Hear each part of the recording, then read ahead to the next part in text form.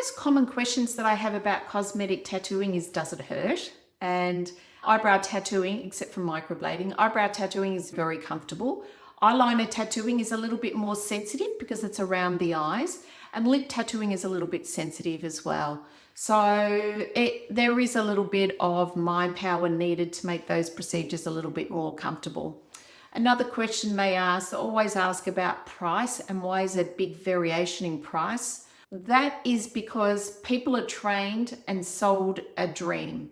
They'll go to training and the trainer will say, would you like to make $750 from an eyebrow tattoo in the week that you start? Yeah, who doesn't want to do that? So then very quickly though, when they get out in the marketplace, they will learn that actually they can't do that. They're not qualified enough to do that.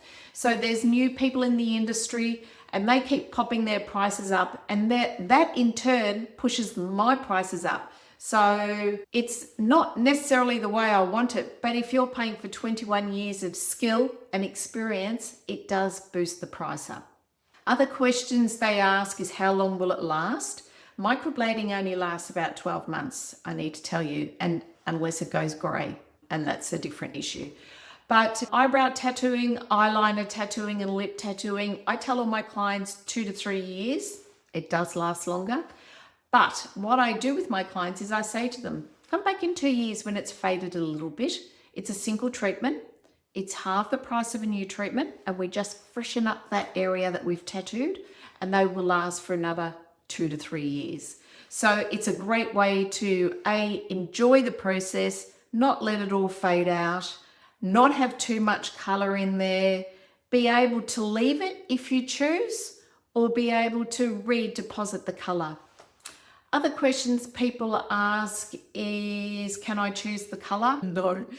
So what happens is, when I take a little container of pigment, let me show you. When I take a little container of pigment, I can look at this and I can see it's brown and it's got quite a bit of red in it. Oh, that's something else you might like to know. There is no such thing as a brown pigment. Brown is made up of, this is generalizing, but black pigment for intensity, red pigment for the brownness, the red in it, to make sure it doesn't stay too grey with the black, and some yellow to lighten it up. So there's some pigments have some purple and some green in them, but that's basically the makeup of these brows. But when I look at that, if I was just to put that in everybody's skin, it would do different things to the skin. There is the natural hue of your skin. There is the depth that we put the pigment in, and then there is just the pigment itself. What I do now is I choose the color when we're talking about brows. Like I said, I'm very conservative. So I choose a color that's a little bit lighter than their brow color, taking into account the hue of their skin.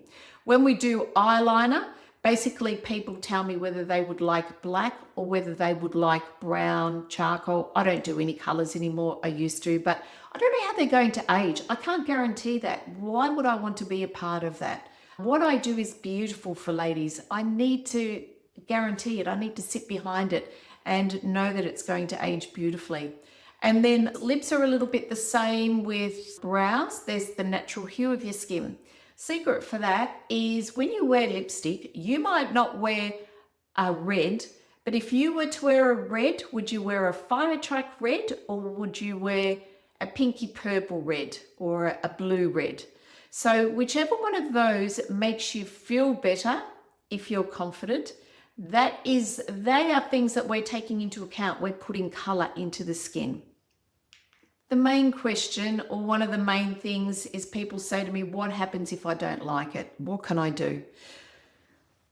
It's a big sigh, and here's the thing. That's why I am so conservative. So things that can go wrong are the color.